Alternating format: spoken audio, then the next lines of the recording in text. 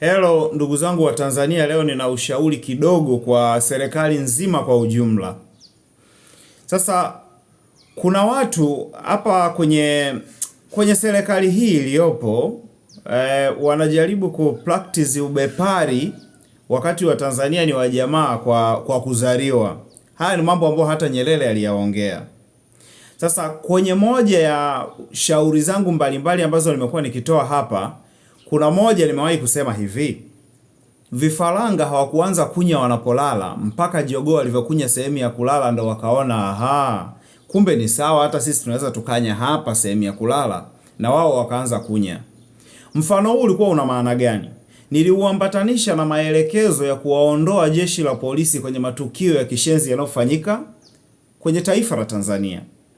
Nikawaambia hivi, hizi mambo ambazo hamzikemei, serikali kuu hazikemewi na polisi wenyewe, hazikemewi na vyombo vyovyote vile vya usalama, zitakwenda zikikomaa, watu watatumia kivuli cha ni polisi kuwaua Watanzania wenzao kwa matatizo yasiyowahusu serikali wala polisi. Watu walitukana sana kwenye comment, wakasema haiwezekani, sijui nini, wakatukana wanavyotukana, lakini mpaka hivi tunavyoongea hapa na wanavyosikiliza video hii, tayari kuna maiti mbili ambazo zishapatikana, iliyokatwa kichwa, nyingine inaporomoka kwenye maji. Ni huzuni kubwa kwa taifa lenye heshima kama hili. Lakini huwezi amini, akili za Watanzania wote zinaamini matukio ya hivyo lazima yamefanywa na polisi. Karibia asilimia kubwa ya Watanzania wanaamini hivyo. Lakini je, polisi ni kweli mmefanya hivyo?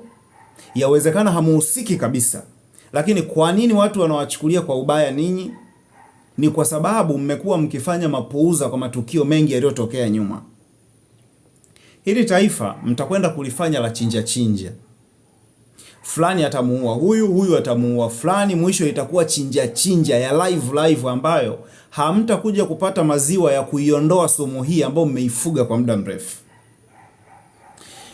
Jeshi la polisi siwezi kulilaumu sana, kwa sababu lina historia yake inayofanana na haya.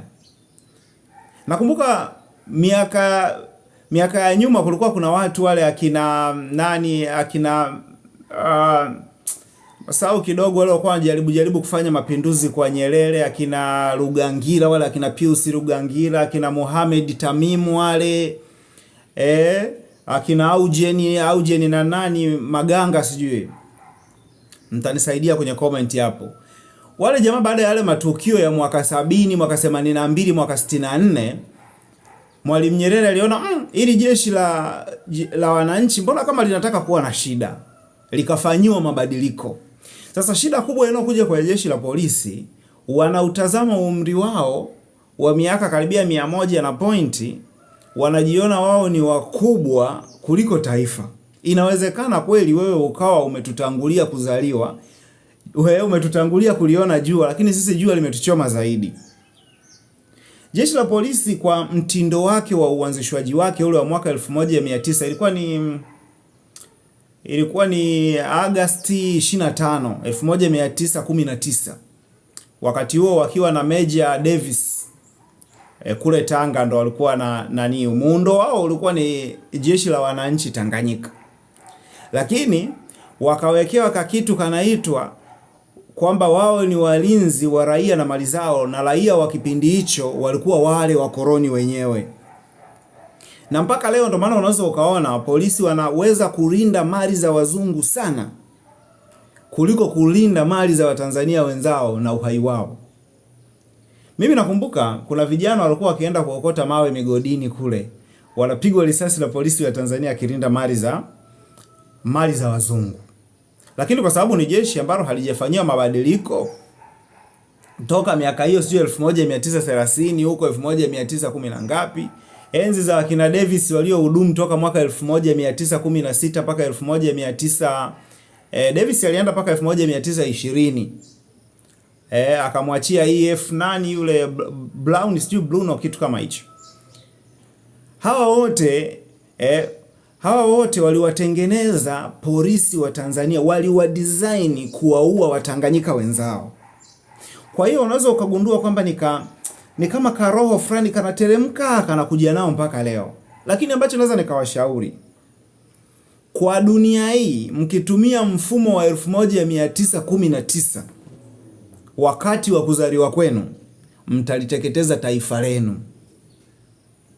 Ambacho mimi ningeshauri hapa ni kwamba serikali kuu ijaribu kukemea hivi vitu, ijaribu kukemea kwa vitendo, na polisi wakemee kwa vitendo. Ndiyo namna pekee ya kujisafisha. Mimi nawaambieni kitu kimoja, ili taifa linakoenda hili, kwa mapuuza ya mtu akifa wanasema ni polisi, mtu akifa wanasema ni polisi, na kwa sababu polisi hamna namna ya kuwachunguzeni nyie ili muweze kupata mtetezi wa kuwatetea nje, mtakaa kimya. Mkikaa kimya mtaendelea kuonekana ni ninyi. Lakini je, mtaishi vipi na raia mtaani? Hilo moja. Humo serikalini kuna baadhi ya watu ambao wao wana zile za na mshikaji wangu yupo TCRA pale nilisoma naye. Tena hiki kitu kuna askari mmoja amewahi kukikemea vizuri sana. Akasemaje? Hizi tabia za kuhaki na kufuatilia mawasiliano ya mtu, udukuzi wa mawasiliano ya watu, alitaja mpaka kifungo pale ambacho kinaweza kikampata mtu. Kwa nini alisema hivyo afande yule? Nimemsahau jina kidogo. Nadhani mtu kwenye comment anaweza akanisaidia, alikuwa ni afande nani aliongelea hilo swala. Aliliongelea kwa uzuri, akasema hili linasababisha matukio mbalimbali ya mauaji, wa wivu wa mapenzi, uchonganishi wa kimtandao, vitu vingi sana ambavyo vilionekana vinaweza vikasababisha kupelekea mauaji ya watu kwenye taifa. Afande yule, Mungu ambariki, aliongea kwa uzuri sana, alifafanua kwa ukubwa sana. Lakini kuna watu ambao bado wana zile za na rafiki yangu TCRA pale, kihitaji mawasiliano ya fulani naenda kuchukua ya mwezi mzima pale. Wakati hiki ni kitu ambacho kinatakiwa kibaki kwenye jeshi la polisi, kibaki TCRA na mambo mengine ya watu wa usalama wa taifa huko, na yasiingie kwa raia wa kawaida au wafanyakazi watumishi wa umma wasio kwenye vitengo vya mambo ya usalama kupewa access hizi. Kwa sababu kuna mwingine unampa, unakumbuka rafiki yako ulisoma naye, ana degree, una degree, ana PhD, una PhD.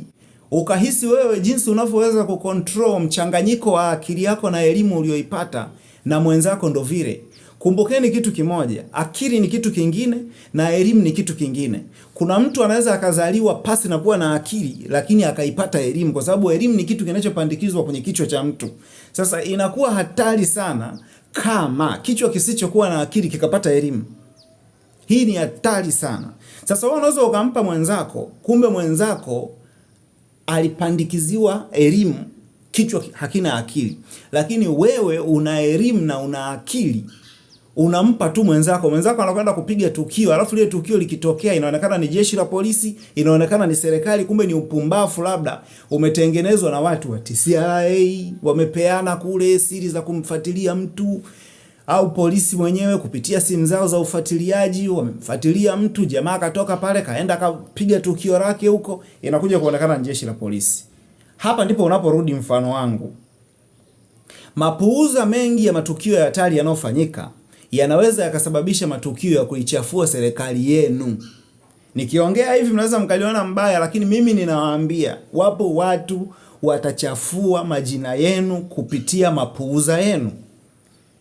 Vifaranga wa kwanza kunya wanapolala mpaka jogoo alivyokunya sehemu ya kulala.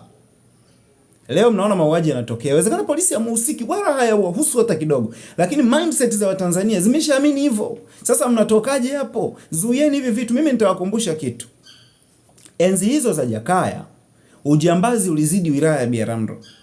Watu wakawa nakufa ovyo ovyo. Watu wanajiuliza, jamani, serikali haioni tunavyoteseka? Lakini kilichokuja kutokea, Jakaya alivyotoa tamko akasema sasa ujambazi basi. Akina Kamanda Tosi wakavamia, wakachukua vijana wa migambo, wakapigwa msako. Nenda Biharamulo leo mabasi yanapita hadi usiku.